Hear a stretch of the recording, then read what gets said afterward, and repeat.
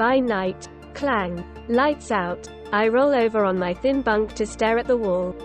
I hate staring at the bars before I drift off. It always gives me nightmares when I do. Nightmares of stabbing, blood, so much blood. My life before this place. The things I done. So I stare at the wall and try to let my mind go blank. That's a lot of my life. Blank. Blank walls, blank faces, blank future. I close my eyes. Please no.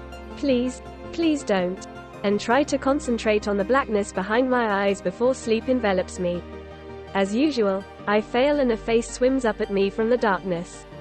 Her face. Please, please don't. Eventually, merciful blackness. Asterisk. Wake up, worms. I blearily open my eyes to blinding light and the sound of a baton being run along my bars. We shuffle single file to the chow hall, everyone keeping his eyes down. As I enter the large room, I notice that there's a guy in my seat. When I first got to this place, years ago, I claimed an empty table near the entrance. My seat faces the line, so I can see people as they enter, but is the third seat over from the line, that is, just out of arm's reach. People only sit at my table if they're invited. Everyone knows this, and no one questions it. As I approach my table on the way to get my grub, I check the guy out. I've never seen him before. He's wearing one of the orange jumpsuits that are reserved for new inmates, so he's obviously just arrived. I decide to cut him some slack, because probably no one told him that he's in my seat. He's thin, almost wasted. Probably a tweaker. Nervous eyes, which is understandable. He has the look of a first-timer. Don't get many first-timers in here, only chronic offenders. We got a saying in here for anyone getting out. It ain't goodbye, it's see you later. I shuffle past and I lean over to him. Hey, buddy, that's my seat. You'd better vacate it before I'm back with my grub. He glances up at me nervously, but doesn't move. I try to stare him down, but he holds my gaze. There's something strange about his expression, but I can't put my finger on it. Before I can react, the line shuffles along and I'm past him. I get my tray, watery eggs, and make my way back to my table. He's still there, in my seat. I walk up behind him and stand directly behind him. I clear my throat and state calmly, hey, that's my seat. Hey man, he replies, just sit in that one.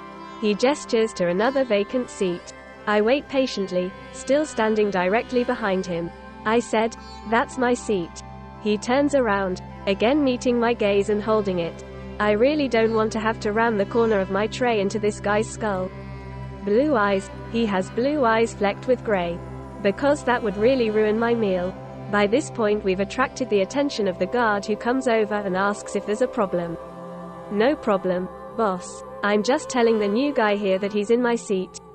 The guy holds my gaze for a moment longer, and just when the guard is getting ready to intervene, the guy's face cracks into a huge smile. Hey, man, he says, sliding over into the next seat, I didn't mean anything by it. I'm new around here, sorry about that. I sit down in my seat. Warm, the seat is warm. And the guard goes back to his place by the wall. Name's Ash. Just got in this morning. I grunt at him. I consider making a deal out of the fact that he's at my table uninvited, but I've already got the guard's attention. I don't need any more time in the hole. Ash starts to talk, and talk, and talk. Man, can he talk? Turns out he's a lawyer. Did some shady deals, and now here he is. I can barely get a word in edgewise. He has a small scar above his eyebrow. I wonder how he got it. Not that I have much to say. I'm not a big talker. And just like that, breakfast is over and he's up shuffling away. I look at the seat he just vacated. I have this strange urge to reach out and touch it, but I resist. Asterisk. Later, I'm in my cell, when one of the guards, the big black one with the beard, knocks his baton on my bars to get my attention. Hey, Johnson, he says, got a present for you. New roomie. Everyone knows I get my own cell. I've had my own cell for, like 2 years now. I earned it. What the hell? I say, I'm not supposed to be getting no roomies. Can't be helped. He grins. I can tell he's enjoying this. Overcrowding. Blame the governor. He steps out of the way to reveal that same guy from the chow hall, Ash, standing behind him. Hey, There, remember me? Looks like we're going to be bunkmates. He smiles at me. His eyes crinkle when he smiles. And steps into the cell, taking in the surroundings, such as they are. Nice, he says. We can definitely make this work. He flashes me another smile and holds my gaze. I hold it for a second and then look down at the floor. The guard's eyes flick back and forth between us, his brow furrowed. Yeah. Well, the guard says, you two play nice now. He lumbers off, whistling and twirling his baton. So, says the guy. Ash, his name is Ash. Where should I put my stuff?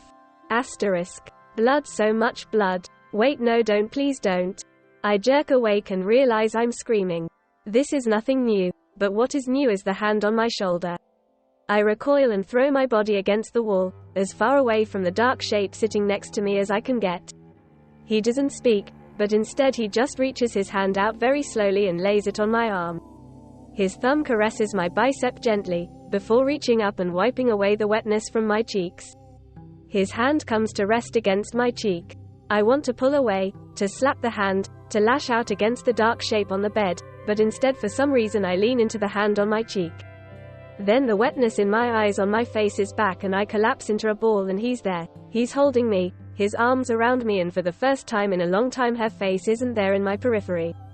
Now it's him, it's only him. And I'm sobbing and I feel his breath in my ear, on my neck, and then, after some time, blackness. Asterisk. Ash has become very popular. He capitalized on his law expertise and helps some of the other inmates with their cases and appeals. He even advises the warden from time to time. He certainly has been able to find a way to survive in here. In general pop we ignore each other. That's when we actually see each other. He's usually in the library. In the chow hall, he's taken to sitting at another table with some of the guys he's helping, who provide him their protection. Only rarely, if we're sure that no one is watching, do we meet each other's gaze. After lights out in the cell, however, it's another story. Every night is the same. Before lights out, we lay in our respective bunks. But once the darkness comes, he silently climbs down to join me. We are quiet, oh so quiet, so no one else will know. But we know. Our bodies tangle, our skin cannot get close enough. We merge, our breath and heartbeats synchronizing. Before morning, we reluctantly release each other and he silently climbs back to his bunk.